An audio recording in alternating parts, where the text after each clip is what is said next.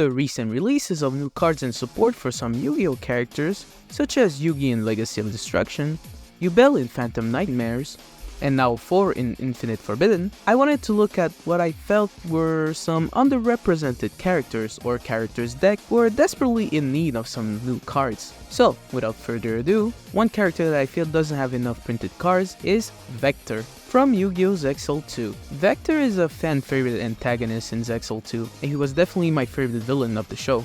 He was sadistic and unhinged from the beginning till almost the very end. He gave us this iconic face. In my personal opinion, he shouldn't have been redeemed. But anyway, Vector's archetype were the Umbral Horrors, a bunch of weak, low-level Dark Fiend monsters that revolve around Exceed summoning. However, for being such a major antagonist, he barely has any printed cards under that archetype. Now I know he also uses cards related to Dawn 1000, but the archetype has like 6 printed cards. There are 4 monsters, Umbral Horror Ghoul, Unformed, Ghost, and Will-O-Wisp, and only one trap card called Corrupted Keys. Then you have Vector's Ace Monster, number 104. As you can tell, it's a very small archetype, but I do believe that with some support it might be a decent deck. Some of his cards lack restrictions. For example, Umbral Horror Ghoul lacks a card once per turn, and it also doesn't negate the effects of the monster that it special summons, so I feel like they have some potential there. They have a lot of swarming abilities, which can easily make up some good Xyz monsters. In any case, they definitely need some support cards. They don't even have any spell cards in their name. I'd also be happy to see some retrained cards that references a lot of the anime moments. The next character I feel should definitely get some new cards is Luca from Yu-Gi-Oh! 5Ds. For being one of the main signers in Yu-Gi-Oh! 5Ds, Luca doesn't really get any support. She seems to be pushed aside, to be honest, even though her ace monster, Ancient Fairy Dragon, is the only signer dragons that has been banned in the past.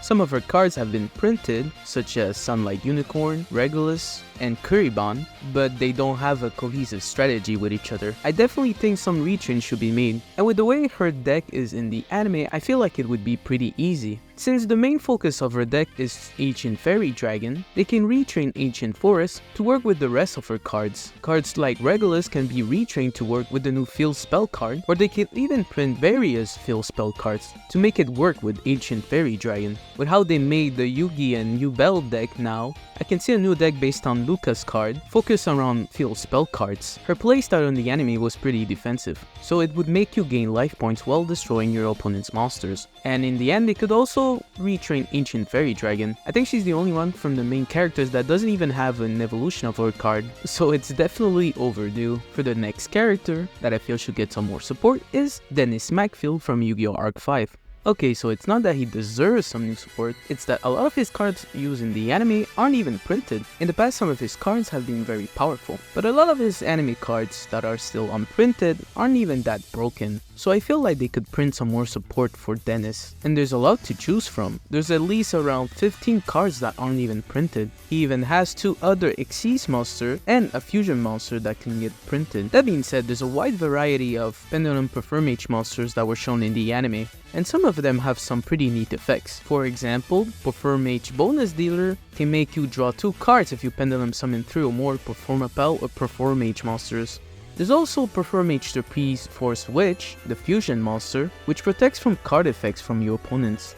She also avoids being attacked if you control other Performage monsters, and has a small Battle Trick effect which reduces the opponent's monster by 600 attack, so hopefully in the future we can get a more complete Performage deck. I would personally like to see a comeback of this archetype. The next character I want to talk about is Cyrus, or Sho, from Yu-Gi-Oh! GX.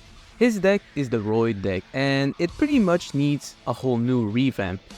I think the last piece of support that they got was Dragon Roid, and even then it doesn't do much for the deck. It's pretty much a fan service card since it was used by Cyrus in the season 4 of the anime, in a duel where it symbolizes him surpassing his older brother. The way the new Roid cards could work is that it represents the final evolution of Cyrus, so they could create cards that could work with a lot of the Cyber cards, or something like that. As of right now, they don't really have anything going for them. However, there is one major problem with this deck, and that is their naming convention, the Roids, because it also works with the Spingroids, which explains why a lot of the new Roid cards always say a non-win Roid monster because Speed Wars theoretically work with them. I think that unfortunately created a lot of problems with creating new cards for Roids because Speed Wars will always come into the mix unless they specify a non-win monster. In any case, with that being said, hopefully they're able to solve this problem and create a new Roid deck for Cyrus. For my next character, it's going to be someone from Vrains. Someone that didn't have enough spotlight, Kusanagi, or Coulter in the dub. I don't really watch the dub, I don't know all the names. He really only dueled once, but in his one and only duel, he made quite an impact with the archetype he used. The archetype he used was called Codebreaker, and as the name implies, it's supposed to break the code talkers. Since, spoiler alert, well, if you're worried about spoilers, you shouldn't be watching these kinds of videos. But anyway, he duels against Playmaker.